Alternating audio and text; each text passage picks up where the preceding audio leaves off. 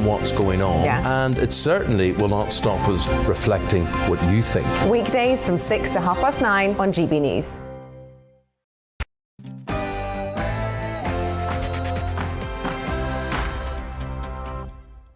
The brilliant comedians Josh Howie and Leo Kearse are in the wings, ready to devour tomorrow's newspapers. But first, let's get the headlines with Miranda.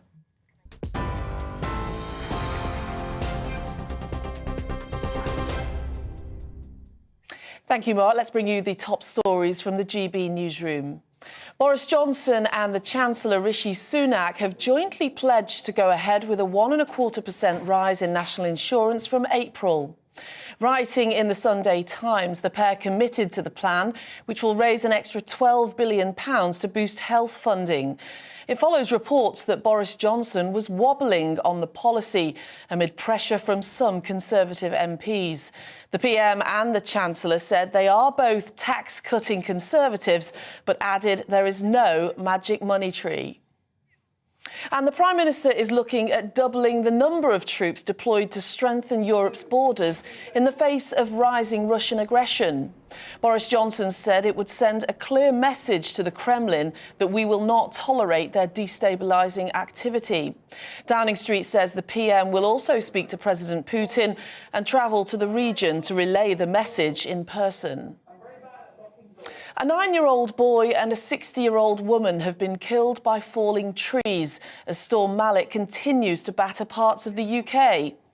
Winds of more than 100 miles per hour have been reported in parts of Scotland, with widespread disruption to travel and power supplies. More than 36,000 homes are affected by the storm, mainly in Northumberland and County Durham. And it doesn't end there. The Met Office says another blast of severe strong winds, officially named Storm Corrie, is set to affect Scotland on Sunday. Now, did you know that a major overhaul of the highway code has come into force today? Because there are concerns millions of drivers are simply not aware of the changes. New guidance means traffic must give way when pedestrians cross a junction. Cyclists should also ride in the centre of lanes on quieter roads to make themselves more visible. And the Canadian singer Joni Mitchell has asked streaming site Spotify to remove her catalogue of music over concerns about COVID misinformation. The Grammy Award winner says the site allows irresponsible people to spread lies that were costing people their lives. It follows a similar move earlier this week by Neil Young. Spotify says it aims to balance both safety for listeners and freedom for creators, adding it had removed over 20,000 podcast episodes related to COVID since the start of the pandemic. Well, on TV, online and DAB+ radio, this is GB News. Now it's back to headliners.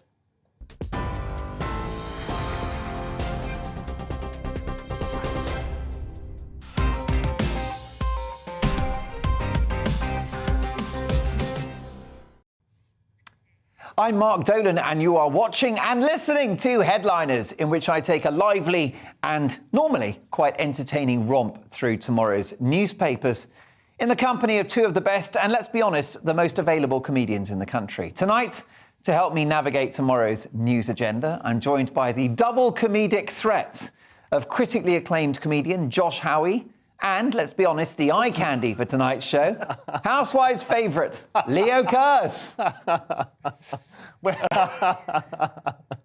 Nervous laughter all round. Let's have a look at the front pages, and we'll start with The Independent. Sunak puts finishing touches to leadership bid. Chancellor tells allies Partygate may be unsurvivable for the Prime Minister. The Observer, Tories accused of levelling up stunt to save Johnson's job. The Sunday Telegraph, PM's aide watched cricket as Kabul fell. And Britain ramps up firepower to deter Russian invasion. The Mirror, drug fears for TV star Rylan. Gimme the gear, troubled Ryland Clark is filmed on a night out, allegedly seeking drugs. The Sunday Times, Sunak wins tug of war over Tory tax hike, a very big story. The Prime Minister and Chancellor agree that a national insurance rise must go ahead. And in my 35 years as a reporter, writes Christina Lamb in the Sunday Times, I have never seen anything of this magnitude, and this, of course, an ongoing humanitarian crisis in Afghanistan. The Sunday Express, PM's defiant message to hostile Putin. Troops, jets and warships to be sent to Ukraine border as Boris warns aggressors Russia that we will stand by NATO. Could Putin save Johnson? And finally, the Daily Star Sunday. If you think the PM is having a tough time, Chucky doll is trying to kill me. She cries acid and catches fire. A possessed doll, like Chucky from the horror films, is under 24-hour guard in case she sets herself on fire and finishes off her terrified owner. I've got to say, I had a My Little Pony that was exactly like that. Stills give me the shivers. Let's crack on.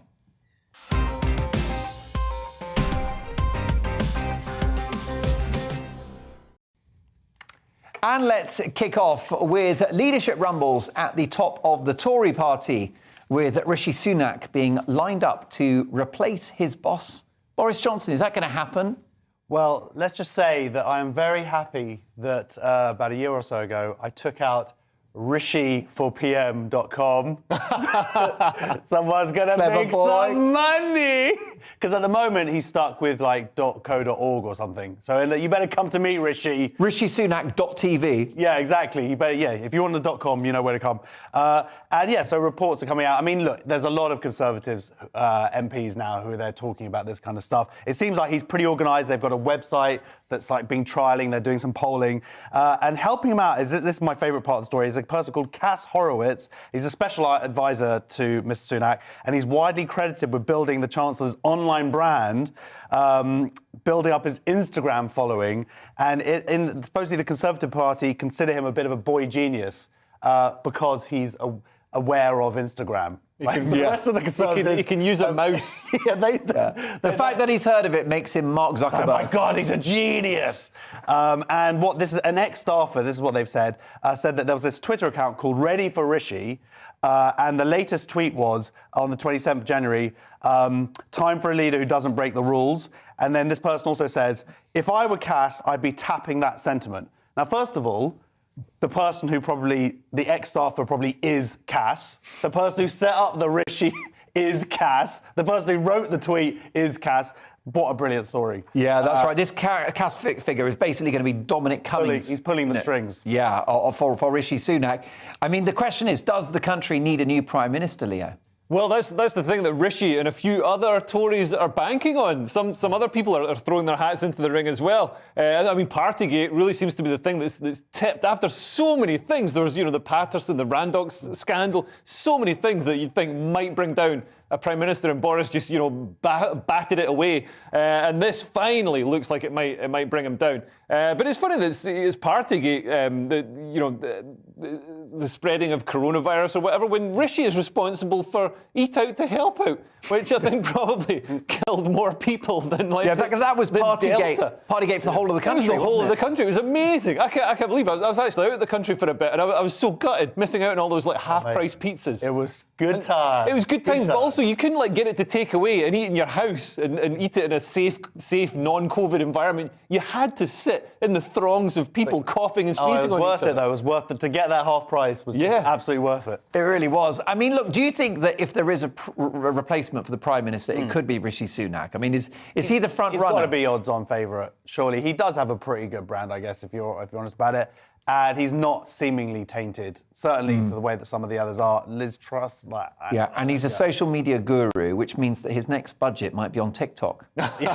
Which I quite like, a 60-second budget. Yeah, super easy peasy. Yeah, it wouldn't be too bad. Well, look, we'll crack on with that one. Clearly, that's going to be a story that will grow and grow. It's across so many of the Sunday papers. Now, The Observer reports, as the cost of living crisis persists, that credit firms are targeting the most vulnerable. Leo, this is a horrible story. Yeah, this is really quite a worrying story. So, I mean, we're seeing inflation really starting to bite now. So the cost of food, you see in the supermarkets, the cost of everything has just been not so much creeping up, it's been galloping up week on week. We're not quite in the Weimar Republic or Zimbabwe yet, but like it's not far off. So basically, all these credit companies like Klarna and Zilch are giving credit to buy groceries. Normally, you'd get credit to buy something big like a car or a fridge, but now people are getting it just to do their weekly shop. So they're getting groceries, pet food, hot drinks. There's a lot of money in it. So Zilch itself is valued at £1.5 billion. So they're making a lot of money off this. And they also advertise. So there's a buy now, pay later thing at Iceland. So basically you're told you put this money down now. So you put a quarter of the money down. So it's really enticing, to sort of lure families into buying things that they might not really be able to afford, because the instant cost is a quarter of the full cost. So you can get, Win-A-Lot dog food for a first payment of $2.25, 24 cans of fizzy lemonade for a first payment of $1.75, and then the rest is paid off interest-free over the next 3 or 4 weeks. But if you don't pay it off, you'll be taken to you'll be into like a high interest I thing. I don't know if that's 100% true. I thought it was more that they charge late fees. So that's the problem with it, is that it's not actually covered by the normal people who oversee these kind of things. It's that they later on they will charge these late fees, and that's where they make their money. And they're trying to bring these different offers into those particular oversight. Yeah. Which is a problem, but it's a rip-off. And when you see, like here, £1.50 for like 2 big bits of salmon, you're going to just go, oh yeah, it only cost me £1.50, Yeah. and then, oh yeah, I got to pay. Like, it's just one of those other psychological tricks which just manipulates people. Yeah. Definitely. And I'm all for the free market, Leo, but I think the state has to step in to protect the most vulnerable in our society. Yeah, absolutely. I mean, we've seen it happen before with, payday loans companies and things that Wonga. are fleecing people. Wonga, for example. So this is a similar thing. As Josh says, they've managed to sort of step round the rules around interest by having these late fees instead. But they're obviously making a lot of money off this, and that money's coming from somewhere, and it's coming from poor families. And some of this, Leo, is cultural, isn't it? Because in countries like Italy, France, Germany, and Japan, borrowing is frowned upon. Right. But we don't have that issue here. Yeah. Credit is just, the state is indebted, as are households. Yeah, absolutely. And obviously, if you're poor, you might be poor because you're not that good at managing your money. So to have these quick, like instant gratification things, if you can get your weekly shop for just this amount of money, so why not chuck more stuff in the trolley? That's that's quite a dangerous bit of bait to put in front of people. It's a bad state of affairs. When you need to take credit out to shop at Iceland, that's not a good. Yeah, then you're in trouble. And I think some of the other very attractive offers, like 0% on credit card transfers, is another trap for people. And if you can manipulate, then some people do it very well. They go from card to card, and that's fine. But like you say, there's obviously money here. 6.4 billion a year. Yeah. These cards are making, and they need to have someone looking over it and that's it. protecting Don't the buy it consumer. if you can't afford it. I know that you, Josh, are paying for that jumper quite slowly. This was my 5-yearly sort of purchase. I mean, I've seen this jumper a few times now. Yeah, this is like the Oscars. I'm only allowed to wear it once. Correct. Oh my God, I'm going to be in the Daily Mail, like the little strip down the side, being criticised for wearing a dress again. It's like, oh, Leo's in his grey tonight. He's in a good mood tonight in his grey. Leo Kirst. Wait, TK Maxx. Well, that's it. Exactly. I was thinking more Primark, but there you go. Brilliant stuff. Well, lots more to come. And this is a really tough story. Very sad news from Staffordshire following the impact of Storm Malik. Josh. Yeah, I mean, it's I don't know. When you got kids as well, and a 9-year-old boy has died, an adult who I'm assuming is his dad has been taken to hospital. A tree fell on them. I don't know, man. It's just, you read stuff like that, and it's heartbreaking. You can't. I don't want to imagine. No, it's not just them. A 60-year-old woman in Scotland. So it's been all through the UK, through the north, and in Scotland, and it's not over. It's continuing now. There's going to be another storm in Scotland tomorrow. Yeah. There's trains are bad. It's just dangerous out there, and I just hope people take care. Yeah, definitely. If you're in one of the affected regions, then do take care, and obviously seek the advice of local government agencies as to when it's safe to go out. Lots more to come. Light and shade, as always, on Headliners. We've got some really juicy stories. TikTok wars, Jacinda's flaws, and much, much more. Yes, I'm a bit of a poet, aren't I? See you in 2.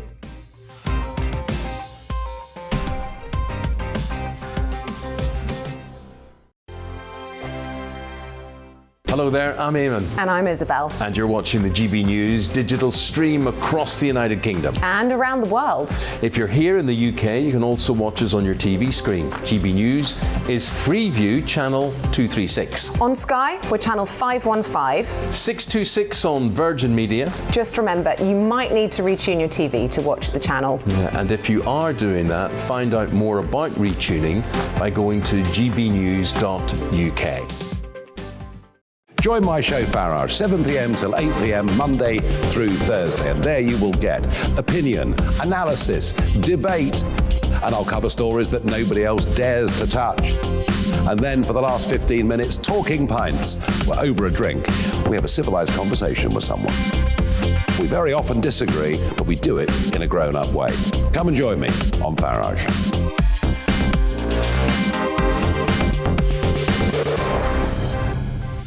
I'm Dan Wootton. Join me Monday to Thursday from 9 to 11 for the feistiest and most fun news debate on TV, where free speech reigns. I'll bring you a sharp take on the day's biggest stories, bombshell newsmaker interviews, and A-list guests. And I guarantee you, no spin, no bias, no censorship, and no reason to go to bed. That's Dan Wootton tonight, Monday to Thursdays from 9 on GB News.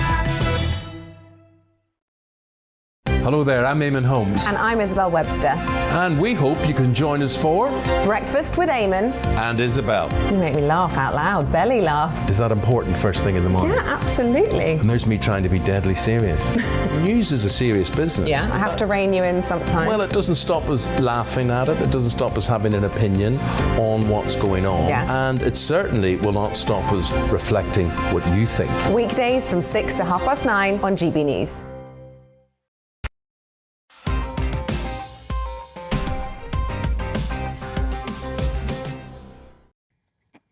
Welcome back to Headliners, and I hope you didn't miss us too much during the break. Let's crack on with our next story. This is more politics as a senior Tory MP announces he would be willing to run in the leadership election. So, Leo, we've touched on whether Boris is in trouble. I think we agree that he is. Yeah. Who replaces him? What about a backbencher, someone we've never heard of? Yeah, untouched by all the calamities. This is Tom Tugendhat. Tugendhat, yes. Tugendhat. It's an interesting name because people are usually named after what their ancestors did. So Thatcher would have been somebody who fixed a roof. Fisher would have been a fisherman. So Tugendhat.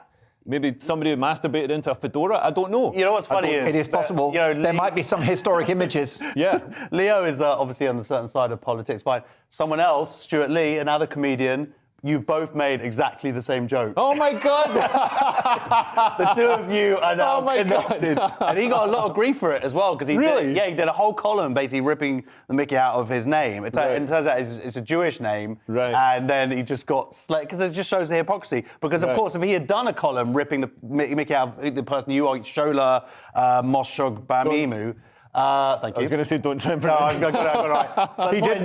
If he'd done a column of that, everyone would be like, "You're racist. You're disgusting." It'd be, but of course that was okay because it was Tugendhat and it was just someone escaping the Holocaust. I'm sure somebody will call me racist for saying it anyway. It seems to be any time I open my mouth. But you can have hours of fun with his surname. That's a good start already, isn't it? I'll move on to the second paragraph now. So basically, he was the first Tory MP to throw his hat into the ring. Although he did it he threw his hat in the ring, but he kept his hand on it. Did he clean his hat first before get that thing sanitised? So he told Times Radio that he had not been canvassing. So he's keeping it quiet. He said he'd not been canvassing support, but of course you should have a go. So I'm not saying I'm going to run, but maybe I will run. You should have a go, but I'm not. So he's keeping it quite. He's not. It's like asking a girl out by not asking her out. You know what I mean? Oh yes. It's so he says I think it's a position of absolute integrity to say that. Of course you should offer yourself to the electorate if you think you can do it. Of course you should talk to colleagues and see if you can get a group together, and if you can get a group together, you should go for it. It's like I can if you want me to. I think what the nation needs needs right now is somebody with leadership skills, not a dilly-dallier, 1 foot in, 1 foot out, doing the hokey-cokey. I thought it was kind of cool that he just was like, yeah, I want it. Like, others are all trying to be like, oh, no. He's like, yeah, I want it. Let me have it. And then he did a genius statement where he said, I was very proud to serve my country in the armed forces, and I got the highest rank I could get to the best vet, and I was proud to serve as a diplomat. And the whole thing, like, getting his CV in. Just like straight in there. And yeah, so I would be like able an to episode of The Apprentice. Yeah, totally. He just gets it all out there, and he's made his case. Do we like the idea of a military man being prime minister as tensions grow in Ukraine? I don't want to get some.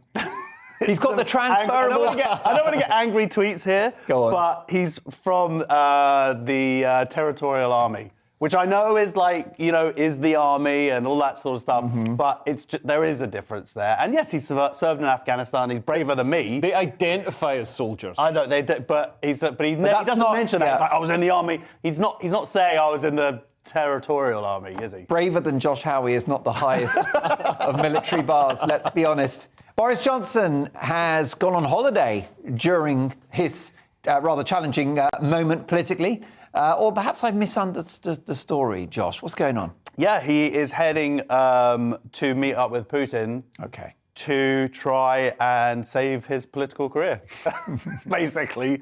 Allegedly going there to try and stop the war or to do what he can to ease tensions between the Ukraine and Russia.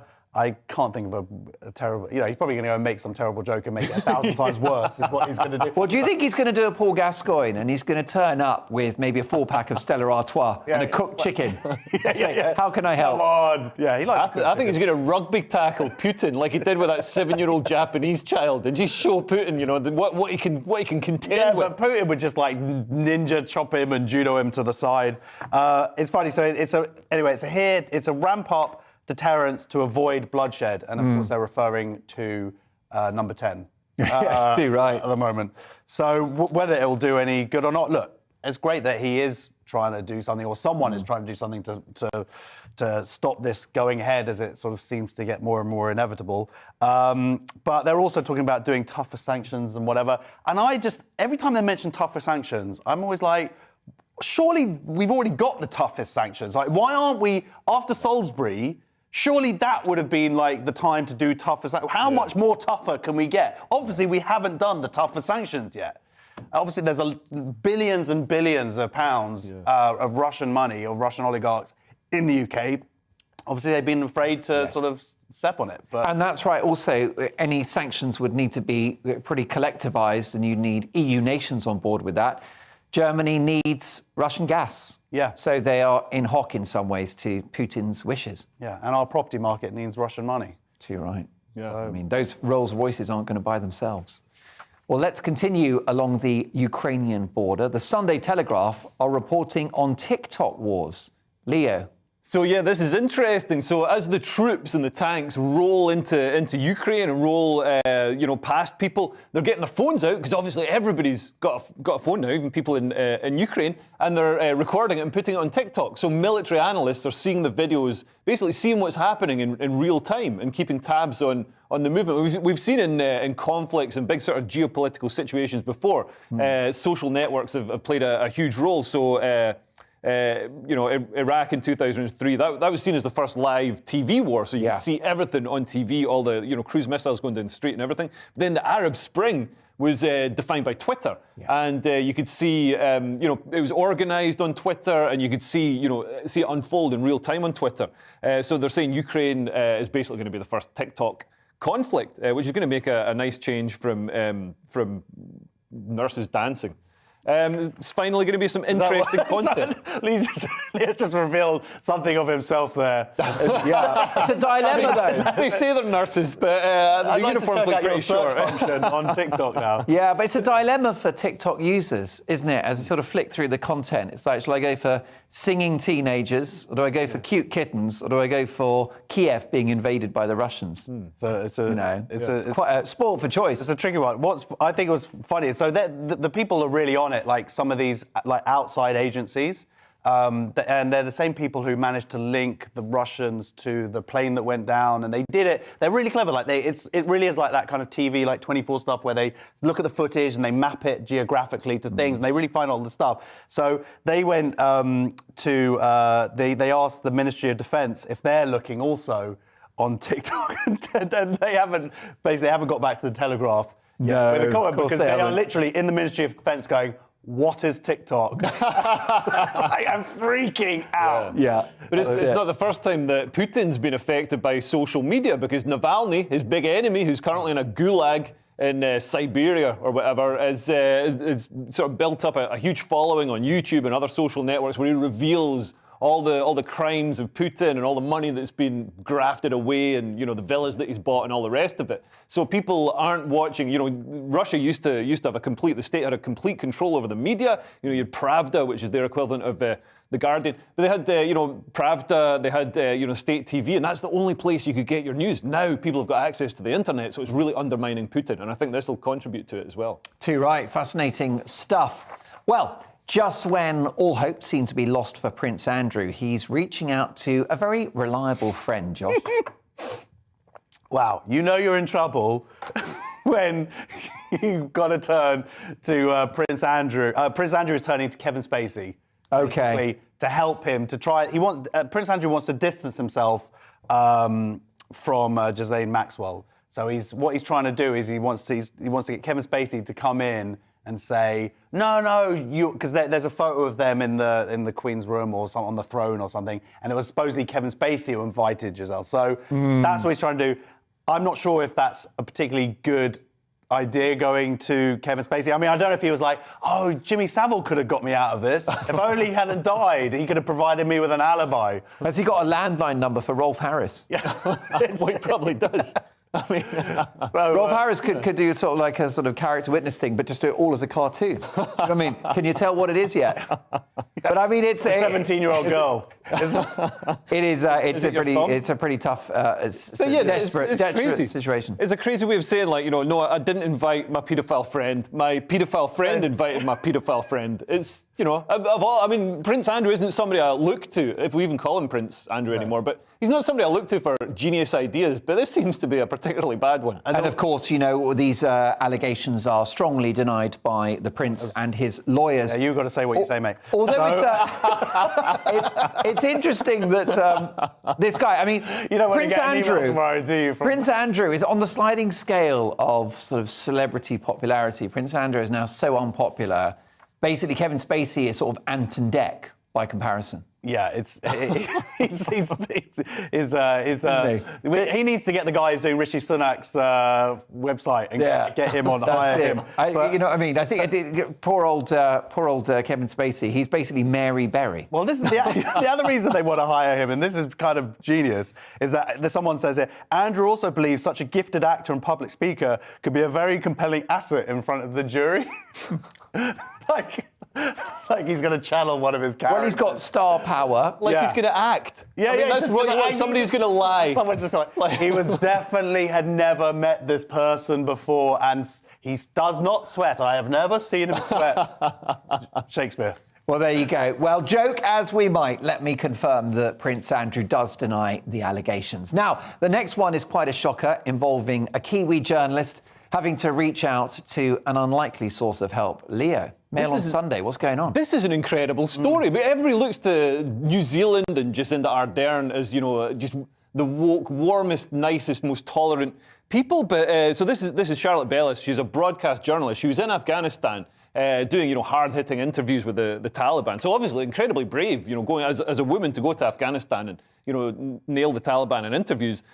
She learned she was pregnant in September, so months ago, and she's repeatedly tried to return to New Zealand from Afghanistan, and they haven't let her. She's submitted 59 documents. And it's not Afghanistan not letting her out, it's New Zealand not letting her in. New Zealand won't let her in, so she's submitted 59 documents to New Zealand officials, and they won't let her in. Her bid has been turned down at every turn. So she's had to turn to the Taliban for sympathy. I mean, Is that worse than Kevin Spacey? You're in a bad place if the Taliban are being more humanitarian than you. And it just, obviously now, she must be getting quite close to the final months of pregnancy. So there's not the best maternity care in Afghanistan, which might shock you. I don't think it'll be a sort of birthing pool. No, well, that's why they need to get her out, because it is a very dangerous place to have a baby. Yeah. But the other country that doesn't come out particularly well of this is Belgium, because that is where her partner, or the person she's having the baby with, is from. So they went to Belgium, and she couldn't stay there because obviously she's not a resident. But I do think it's interesting that she'd rather go back to Afghanistan than stay in Belgium. That's how boring Belgium is. Like, I'm going to go back there. So they jetted out. And they didn't want to get married. He's like, he probably said, "Oh, look, stay in Belgium." Well, like, I'm not going to stay in Belgium. that's pretty accurate. Like, we'll get married, and he's like, "No, you know what? I'm gonna go back to Afghanistan if that's all right with you." Yeah, I mean, Brussels, Kabul, you make your choices, don't you? But it's interesting that New Zealand's government is so woke, so left-wing, and like so many woke governments around the world, they've completely shut their borders because they don't want immigrants bringing in diseases. I mean, isn't that a National Front policy? It's crazy. Sounds like it to me. There you go, Saint Jacinda. The halo has slipped. Next up, speaking of New Zealand's restrictions, the aforementioned Jacinda is isolating, Josh. Every cloud has a silver lining. Well, look, what? She was on a plane and someone had it. So because of the rules in New Zealand, if, that's it. You just got to go. You're going to get locked up for... So they do 14 days. Is it 10 days there? 10 days, I believe. 10 days, I think.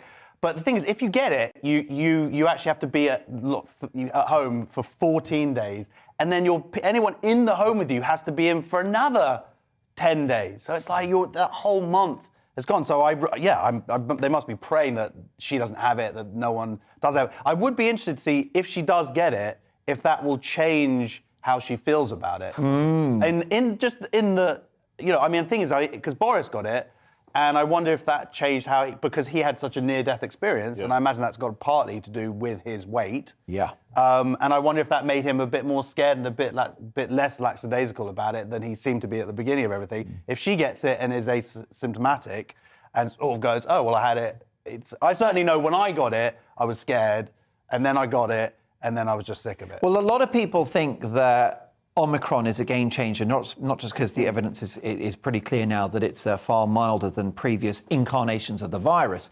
But many people think that future restrictions will be untenable when people get Omicron and just think, what was the fuss about? Absolutely. So, and that's the proof is in the advantage for it. pudding. I mean, that's now so many poor people have had it, and then still no one's talking about antibodies and stuff. Still, you're expected to be out there and be on the tube and wearing a mask, stuff like that. It's like I got COVID over Christmas. It's like, it's point. I'm not going to get it again. I'm not going to pass it on to again. Yeah. People are not factoring that in at all. And Omicron is so transmissible, it's so contagious, much more than previous variants, that it's battering through any border. So, places like China, New Zealand, they have these incredibly tight border controls and quarantine rules to stop anybody coming in. But Omicron is so transmissible, it's getting through. It's getting through anyway. It's got through. But what we're doing is we're legislating for it as though it were Delta. But it's not. Yeah, it's not. But we're in this sort of autopilot now where any incarnation of COVID is somehow like this terrifying nightmare. But that's because it's a narrative that's been built over the last 2 years. However, in defence of Jacinda Ardern, I've been critical of her, but many would point to the fact that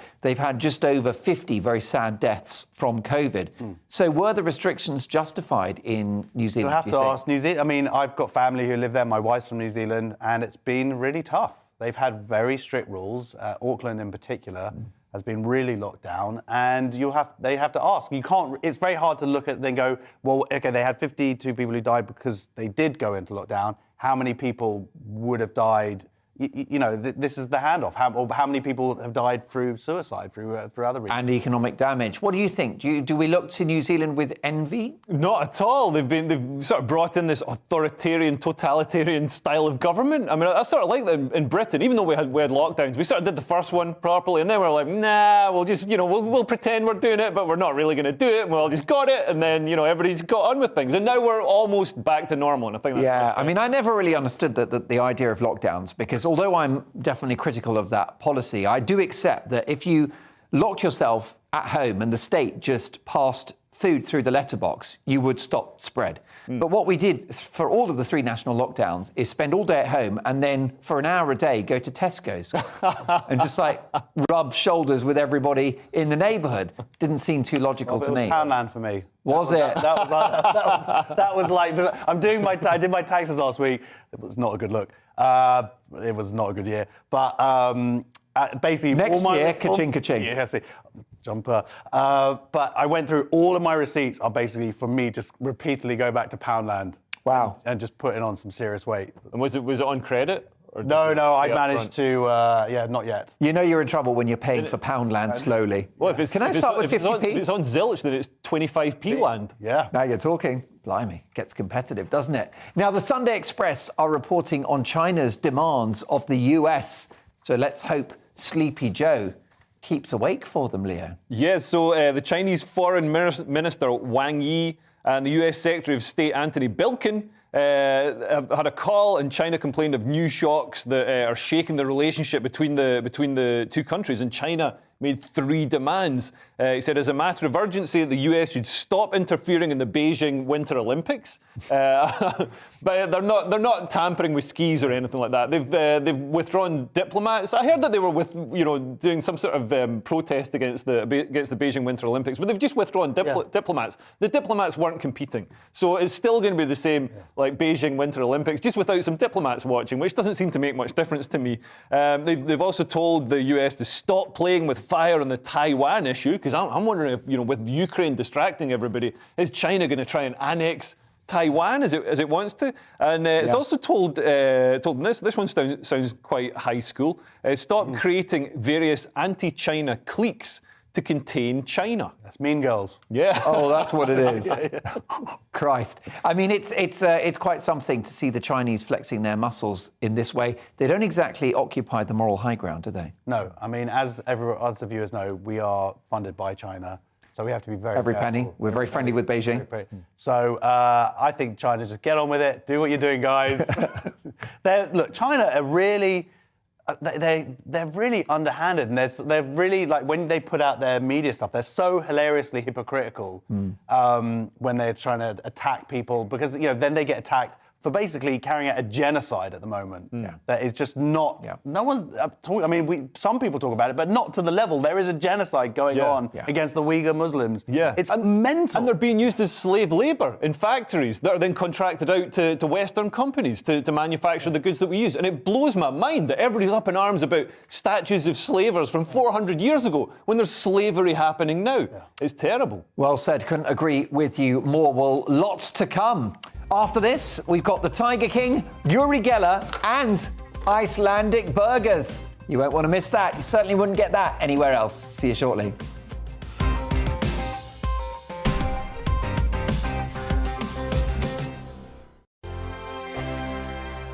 Hello there, I'm Eamon. And I'm Isabel. And you're watching the GB News digital stream across the United Kingdom. And around the world. If you're here in the UK, you can also watch us on your TV screen. GB News is Freeview Channel 236. On Sky, we're Channel 515. 626 on Virgin Media. Just remember, you might need to retune your TV to watch the channel. Yeah, and if you are doing that, find out more about retuning by going to gbnews.uk. Join my show Farage, 7 p.m. till 8 p.m. Monday through Thursday. And there you will get opinion, analysis, debate, and I'll cover stories that nobody else dares to touch. And then for the last 15 minutes, talking pints. We're over a drink. We have a civilized conversation with someone. We very often disagree, but we do it in a grown-up way. Come and join me on Farage.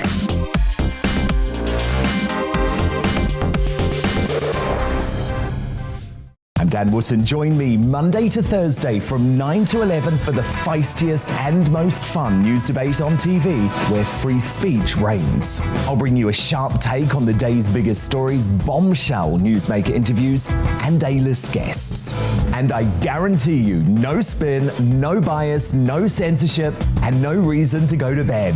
That's Dan Wootton tonight, Monday to Thursdays from 9 on GB News. Hello there, I'm Eamon Holmes. And I'm Isabel Webster. And we hope you can join us for Breakfast with Eamon. And Isabel. You make me laugh out loud, belly laugh. Is that important first thing in the morning? Yeah, absolutely. And there's me trying to be deadly serious. News is a serious business. Yeah, I have to rein you in sometimes. Well, it doesn't stop us laughing at it. It doesn't stop us having an opinion on what's going on. Yeah. And it certainly will not stop us reflecting what you think. Weekdays from 6 to 9:30 on GB News.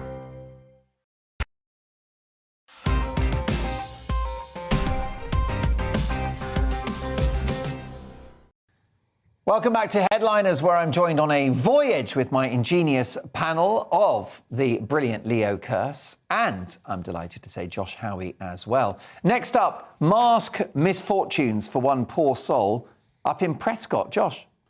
Yeah, so this actually sort of ties back to something that we were talking about earlier. Someone went to B&M and they took off their mask. And by the way, B&M, it's a great shop. It's basically a posh Poundland, isn't it? Yeah, posh Poundland. Yeah, everything costs like £1.25. I've never heard it described as posh before. You've got to get It's out a sliding scale. It's not quite Harry. It's like Mary Berry, Anton Deck, Yeah. Kevin Spacey. But you know what we were saying about how going into the second lockdowns is where, and it was like, we kind of pretended that we were doing it. So I don't know if this person's being, how honest they are. They said they took their mask off for 16 seconds. And during that 16 seconds, the police came up to him, took his name, he got a letter saying, you owe us £100. This is in February 2021. And then he sort of just ignored it because he was like, oh, I just took my mask off for a second. And now it turned into a £2,000 fine. Because he hasn't paid the fine. Because he hasn't paid the fine, and supposedly it went to court and he didn't know that. Obviously, there's a case of massive hypocrisy because what else was happening in February 2021? The government itself was breaking all those rules. So the idea to fine him £2,000, you know, just like this woman, she had a birthday party in East London. She got fined, I think, £10,000 for having a party on the same day that it turns out the government have it. So whether this can go to court, but supposedly they can take the money straight out of his account at this point. But it just goes back. But I do wonder if it was really, he says, oh, it was 16 seconds. But for me, it was like I was always walking around with my mask, ready to go, oh yeah, oh sorry, oh I forgot, or whatever. Yeah. Whether it really was 16 seconds or not. Yeah, but even if it was longer, even if he wasn't wearing a mask at all, it seems completely disproportionate. It's ridiculous. £2,000? I mean, that could destroy his life. Yeah. You know, he's got a family to feed. For a measure that is not definitively proven to stop the spread of COVID-19. Exactly. And I hate it when the authorities do that. I've had this with non-payment of road tax. And they seized my car and they took me to court, but I didn't even know because the DVLA had the wrong address for my car. And so they took me to court. And like this is the thing: they don't really try and get in touch with you. They just let it mount up and mount up and mount up, and then all of a sudden, you drove here tonight, didn't you? Your wallet with this, nicked the car. And but yeah, I think the authorities should show a bit of leniency. A human wouldn't treat another human like this. But for some reason, the state feels that it can. I mean, this guy's not a particularly... I don't think any of these fines are now morally justified. No. What about those people fined tens of thousands of pounds for having parties whilst Partygate was going on? Absolutely, should get their money back. Absolutely, It's disgusting. And I'm surely there must be a case for them. Some lawyer somewhere has got to be like going, I'll take on these and we'll do a sort of no win, no fee type situation to get that money. Or maybe they'll say that Boris is fine because he's paying the fixed penalty fine up front, so it's not going to turn into £2,000 for him. But it's all right for him because it gets put in the papers, so he knows. This guy, it wasn't put in the papers, so he didn't know. And then it just turned up in court, and then they're spiraled into this huge debt. Yeah. It's terrible. We're not all total nerds who keep on top of all our paperwork. No, definitely not. Well, speak for yourself. Neil Young tried taking on the biggest podcaster on the planet, and now Joni Mitchell wants to take him down. Leo, tell me more. Yeah, so Neil Young came out and said, look, Joe Rogan's been spreading misinformation on Spotify because the Spotify podcast Joe Rogan's podcast moved to Spotify and, a multi-million-dollar deal. Neil Young says, you're spreading misinformation about coronavirus, so I'm not going to have my music on the platform as well. So his music was removed from the platform. And now Joni Mitchell has removed her, or said she wants to remove her music from the platform as well, for the same reason. And it's just weird. They were two, 60s hippies, And 60s hippies were all about, tolerance and freedom and, expression. And anything goes. And rebelling against authority. Yeah. And now it's all, just monotone. We've all got to have the same opinion, and it's all got to be in line with the government regulations. It's a complete about face for them. And it's a real shame to see this happen to 60s. 60s freedom lovers. To be fair, they were always about taking medication. They started with the pill, and now it's into they had some quite fun vaccines in the 60s, didn't they? So it's fine. At Woodstock. They take whatever. They're not worried. It is kind of annoying reading this. This is in the Sunday Telegraph, and it's one of the things that kind of annoys me with this is where it says a multitude that Rogan's been pushing a multitude of baseless theories about the pandemic, and it says this includes the assertion that young and healthy people do not need the vaccine. That's not a baseless theory. I've taken I've taken the vaccine, but that's a fact. Young people and certainly children do not need to take the vaccine, certainly when they are healthy. And it's actually, reports have just come out that the studies have started coming in that it's actually more dangerous for kids to take, certainly boys 12 to 17, to take the vaccine than to not. Like, supposedly it's 10 in 100,000 will get this heart condition, go to hospital, as opposed to 0.3. So it's totally the mental. JCVI, so the government advisors, the official government advisors said that there's very, either no benefit or minimal benefit for teenagers to have the vaccine, and the government overruled them and decided to do it anyway. But I liked James Blunt, actually. Yeah, that's funny. James Blunt is a very funny man. Yeah. You might not love his music, but he does amazing tweets. But he said, if Spotify doesn't immediately remove Joe Rogan, I will release new music onto the platform. Can I just say I do like your music, James. And please don't write a tweet about me. Exactly. It would be very devastating. Yeah. Well, of course, the government will confirm that the advice from sage advisors and top medics is that the vaccine is safe for all of the age groups to whom it is available. But here on GB News, just as on the Joe Rogan podcast, I think it's important that we debate the statistics and that we're open-minded about, yes, potential harms and downsides from the vaccine. That's why, even if the vaccine is incredibly safe, which most people think it is, if there's a statistical chance of side effects, you cannot mandate it. Absolutely, and that is, and where it's, and certainly when it involves children, and when the children can't do certain activities if they haven't been vaccinated, I think it's immoral. Now, do you think this is generational, by the way, these pop stars from the 60s who are trying to, basically destroy free speech? I mean, who's next? Engelbert Humperdinck? Well, it just shows, when people get older, they get more sort of conservative in their views. Yeah. Everybody turns into some What are you going to be like? What's you at sort of 70? I'm already old. It's a nightmare. I'm 45. I'm already old. But no, also I think, right-wing people are kind of the new liberals. We're the sort of more tolerant, like freedom of speech, seeing everybody as equal. And it's the woke left who are the new sort of intolerant, defining people by their race and gender and all the rest of it. Yeah, is there a music artist who could cause Spotify to blink? Because it's probably not Joni Mitchell or any of these other characters. But I mean, what would it be? Prince, he could come back to. He probably could. Only just that if he was like. I mean, if it was Taylor Swift versus Joe Rogan, that's a bit more of a fight, isn't it? But this is the big difference: is even like someone like Joni Mitchell, it's 3.7 million listeners or whatever. Yeah. Compared to 11 million listeners for Joe Rogan's on a weekly basis. Episode. Yeah. And those episodes are what, an hour, 2 hours, or whatever. So I mean, the time spent on Spotify is so much more for Joe Rogan compared to really any musical artist with their 3-minute songs or whatever. News just in, Cliff Richard, it's either Joe Rogan or me. Well, now Spotify's just gone under. Brilliant stuff. Well, sleeping on the job is often tempting, but can it be productive, Josh? Well, this is a story in the Mail on Sunday that a union rep, a police officer union rep, has basically said that police officers should be allowed to take naps on the night shift.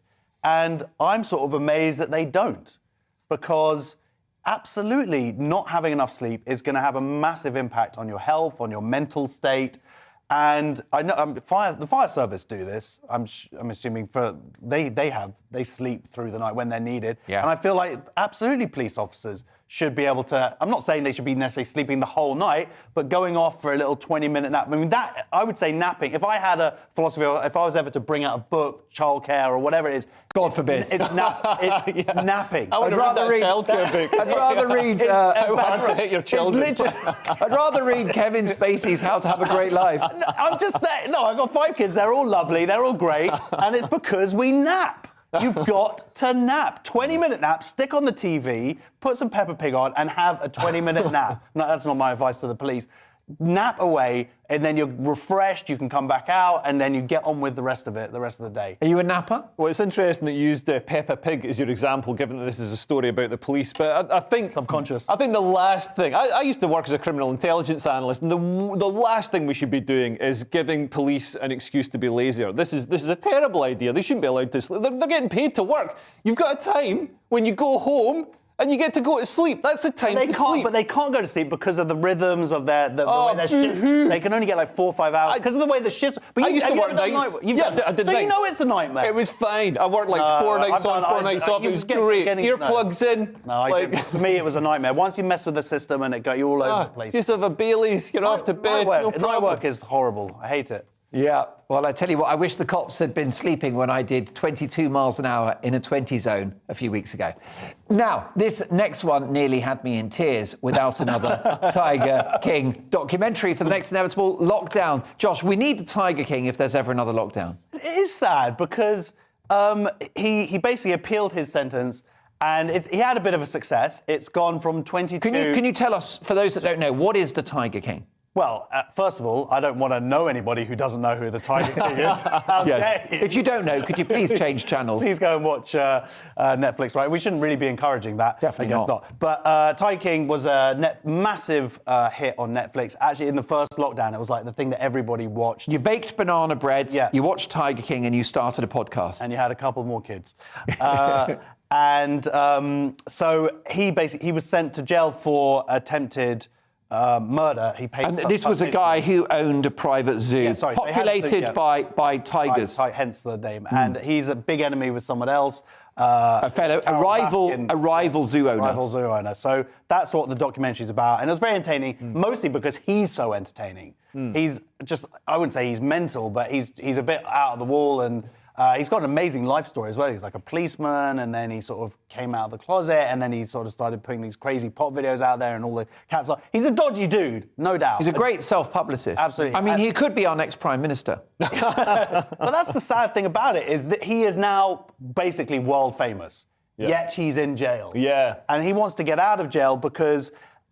he's diagnosed with prostate cancer, and there's an irony there. He can't enjoy his fame. Do you think that somebody should be allowed out of jail if they're a good enough entertainer? Well, there was talk like in the national interest. Well, there was talk when Trump got into office. There was talk of Trump actually commuting his sentence. I don't think it was when Trump got into office, but there was talk of Trump. No, they might have saved him near the end of it. I think it could be the thing that turns Biden's presidency around. If he releases Joe Biden into the wild like one of his tigers, then that could I think really it's bring also, public and I back should point out that through the documentary, it's revealed that I know that there's a technically break, but he was like, it was slightly dodgy the way they got at him. Like they set it up. It was entrapment. And it was entrapment. And also everyone in that show had tried to kill someone or successfully killed someone. I mean, they were surrounded by tigers, so it was very easy to kill someone. You just rubbed some steak on them and let them sit on a bench for 5 minutes. But Carol Baskin, there was rumours around her and her ex-husband who just mysteriously disappeared. Now, Mark's going to say something about Carol Baskin, definitely. Yeah. I will. She's a very decent person. He's terrified of Ofcom.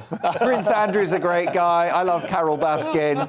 And China are right about everything. Hardest job in the world.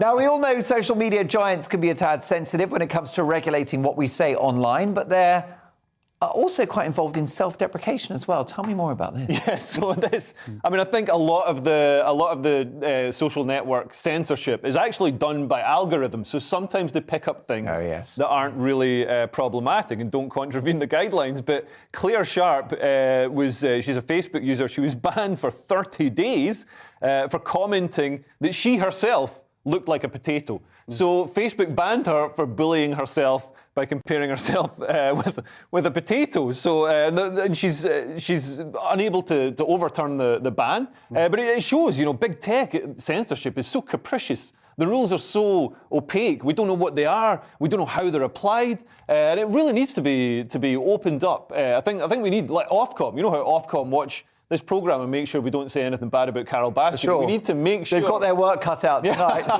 They'll be working overtime.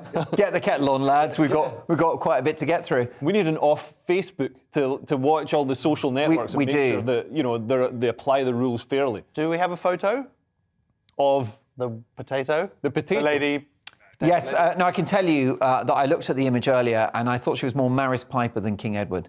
Very good. Yeah, which is not too bad. Maybe it's an insult to people who look like her, like if she's got a twin or something. Yeah. Or maybe it's like self. I thought her head was a good size. I didn't like the sort of dark brown knobbly bits. Yeah, you got to with scraper get them off. With hair grown Tell you out. what, you know what the thing is? This person, Claire, she is really funny. Because they wrote some messages and her and her mates started like having a bit of a banter underneath it. And then she said, someone said, oh, just go and get mashed and show them what's what. And then she was like, I don't think that's nice that you're joking when the chips are down for me.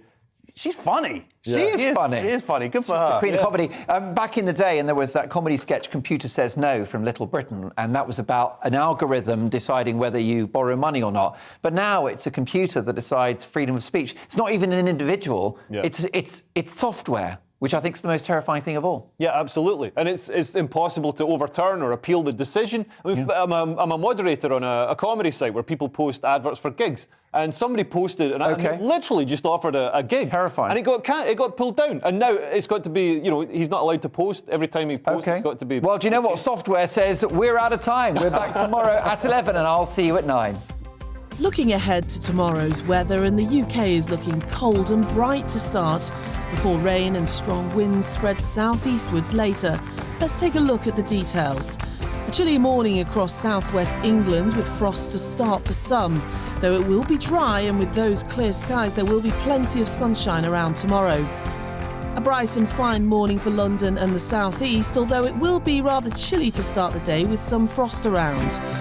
Across Wales, it will be a dry start to Sunday with plenty of sunshine around, albeit a little chilly with a frost in places.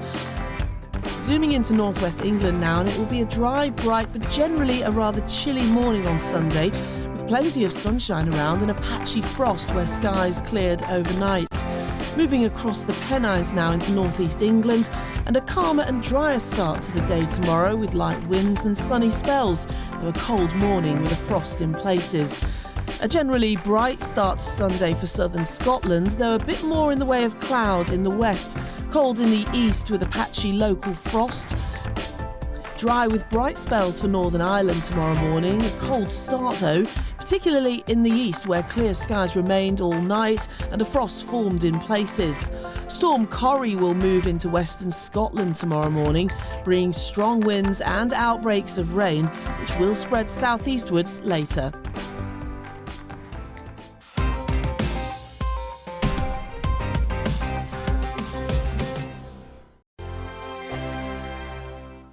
Hello there, I'm Eamon. And I'm Isabel. And you're watching the GB News digital stream across the United Kingdom. And around the world. If you're here in the UK, you can also watch us on your TV screen. GB News is Freeview channel 236. On Sky, we're channel 515. 626 on Virgin Media. Just remember, you might need to retune your TV to watch the channel. Yeah, and if you are doing that, find out more about retuning by going to gbnews.uk. Join my show Farage, 7 p.m. till 8 p.m. Monday through Thursday. And there you will get opinion, analysis, debate, and I'll cover stories that nobody else dares to touch. And then for the last 15 minutes, talking pints. We're over a drink. We have a civilized conversation with someone. We very often disagree, but we do it in a grown-up way. Come and join me on Farage.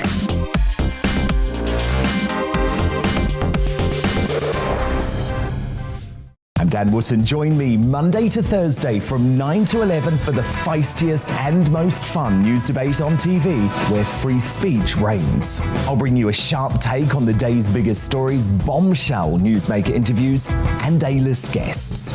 And I guarantee you, no spin, no bias, no censorship, and no reason to go to bed. That's Dan Wootton tonight, Monday to Thursdays from 9 on GB News.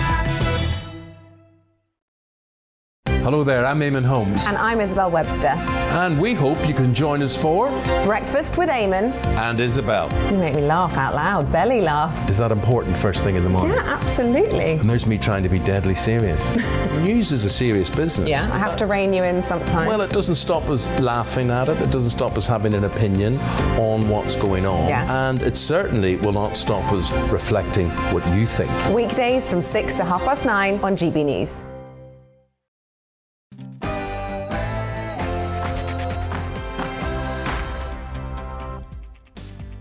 Hello and good evening. Welcome along to Neil Oliver Live on GB News TV and on radio. Tonight I'll be travelling in spirit at least with the tens of thousands of Canadian truckers en route to a massed protest in their nation's capital, Ottawa. At this time in January, we pause to remember and to celebrate the life of Scotland's national bard, the poet who gave us "My love is like a red, red rose, but pleasures are like poppies spread. You seize the flower, its bloom is shed, and a man's a man for all that," the irreplaceable Robert Burns. And for those of us of a certain age, there will be a welcome reunion with a beloved character from our childhoods. All of that and more coming up. But first, an update on the latest news from Miranda Schonker.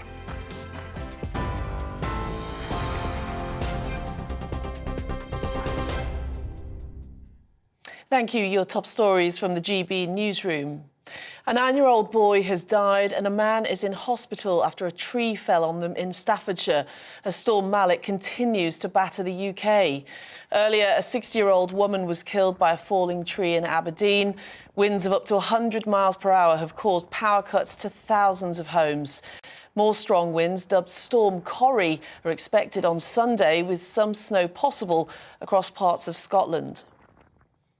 The Prime Minister will travel to Eastern Europe next week as part of efforts to prevent a possible Russian invasion of Ukraine. Downing Street say Boris Johnson is determined to accelerate diplomatic efforts and will also speak to President Putin on the phone. He'll consider a range of options to discourage Russian aggression, including fresh military deployments and bolstering NATO defences. Speaking to GB News, former Defence Secretary Ian Duncan-Smith urged the European Union to now stand up to Russia. If they invade Ukraine, I think it is a threat to the way we live our lives. It is a threat to NATO. This is a democracy. It's a country that has the right to free choice. We've been giving them arms. I wish the rest of the European Union now would actually back up what the UK and America are doing. A former Attorney General has criticised the Met Police over its handling of the Downing Street party allegations. Lord Morris says he's dismayed with Scotland Yard after Sue Gray was asked by the force to make sure her report made minimal reference to number 10 events they're looking into. It's led to claims that police were delaying its publication, something they deny. Former advisor to Theresa May, Joey Jones, thinks the police should reflect on their own conduct. Probably the Met that have more questions to ask themselves at the moment as to how they've